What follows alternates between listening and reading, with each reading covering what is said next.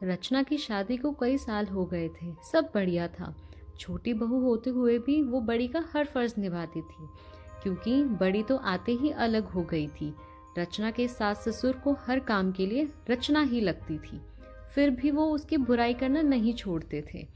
और सबसे बड़ी बात, बुराई भी अक्सर उसके ही परिवार वालों से करते थे, जो रचना को बिल्कुल पसंद नहीं आता था और जो रचना को बचपन से जानते थे, या फिर रचना की सहेलियों से, या खुद उसके मायके वालों से। पहली बार जब शादी के बाद रचना की दोस्त आई तो सासू माँ ने उससे ही रचना की बुराई करना शुरू कर दी। जब रचना को पता लगा तो उसने अपने पति नीलेश से कहा कि माँ जी को समझवा दीजिए कि कम से कम वो जो लोग उसे जानते हैं उनसे तो उनकी बुराई ना करे। पर उन्होंने ना सुनी, बल्कि और ये उनकी आदत ही बन गई। आजकल तो अक्सर ये कहती कि रचना, तुम पहले ये काम अच्छा करती थी, अब नहीं करती हो, फिर भले ही वो कोई भी काम हो।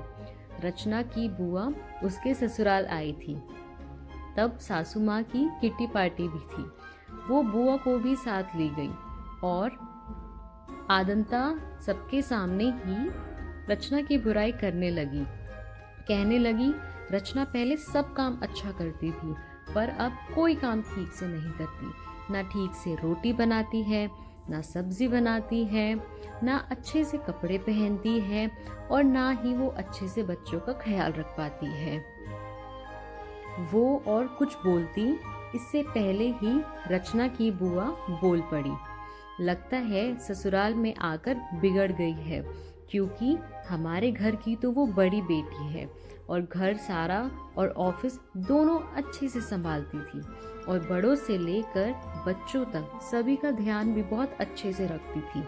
लगता है यहाँ आपके आकर बिगड़ गई है। ऐसा कीजिए, महीने 2 महीने जमाई सा के साथ उसे मायके भेज दीजिए, हम सुधार कर भेज देंगे। अब रचना की सासू माँ का मुंह देखने लायक था। उन्हें बोलने के लिए शब्द नहीं मिल रहे थे, तो बस फिर उठकर वहां से चली गई, ये कहकर कि आती हूँ, जरा कोई बुला रहा है।